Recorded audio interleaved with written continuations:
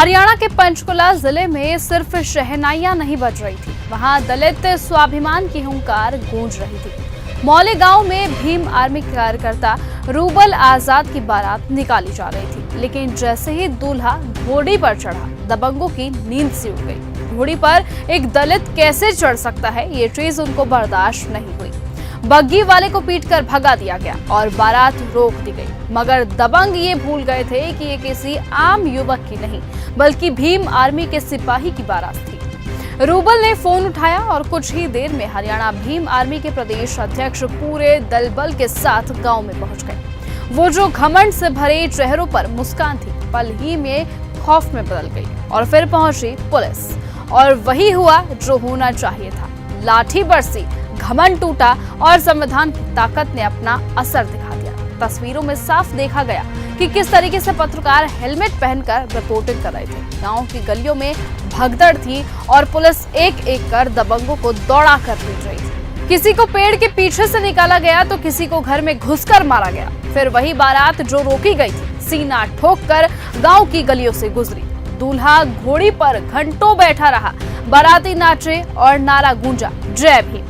लेकिन क्या ये पहली घटना है? जी नहीं। और अफसोस की बात यही है कि शायद आखिरी भी नहीं। आजादी के 75 साल बाद भी दलितों को घोड़ी चढ़ने से रोका जाता है, बारात पर पत्थर फेंके जाते हैं और मारने तक की धमकी दी जाती है।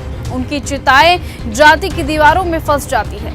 दिल्ली का वो ताजा वीडियो कौन भूल सका है, जहां एक पीड़ित ने दलित शव को जलाने से रोका गया था। ये घाट तुम्हारा नहीं है, ऐसा कहा गया था।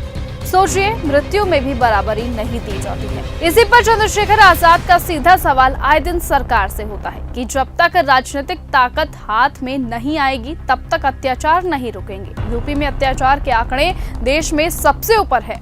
हरियाणा बदनाम पहले से ही है। गुरुग्राम के बादशाहपुर में दलित बारात पर पत्थरबाजी, मथुरा में रोक और अब पंचकुला। क्या हम वाकई आजाद हैं? ये हम सोचने पर मजबूर हो जाते हैं। बाबा साहेब भीमराव अंबेडकर की जयंती आने वाली है। ऐसे में सरकार ने छुट्टी की घोषणा तो कर दी है, मगर चंद्रशेखर आजाद की मांग पर कहा गया है कि पुनर्विचार किया जाएगा। लेकिन क्या यही सम्मान काफी है? क्या बाबा साहेब के सपनों का भारत बन गया है? अगर नहीं, तो वक्त अब आ गया है सिर्फ माला चढ़ाने का नहीं, बल्कि संविधान की आत्मा को जिंदा करने का। फिलहाल आज की इस वीडियो में इतना ही। देश और दुनिया की तमाम बाकी खबरों से ऐसे ही जुड़े रहने के लिए आप बने रहिए और देखते रहिए न्यूज गंगा। नमस्कार। ऐसी ही खबरों को सुनने और देखने के लिए सब्सक्राइब करना बिल्कुल मत भूलिएगा चैनल न्यूज गंगा। खबरें अच्छी लगी तो लाइक का बटन दबाना बिल्कुल मत भूलिएगा। कमेंट बॉक्स में टाइप भी कर सकते हैं और हाँ, शेयर करना भी बिल्कुल मत भूलिएगा।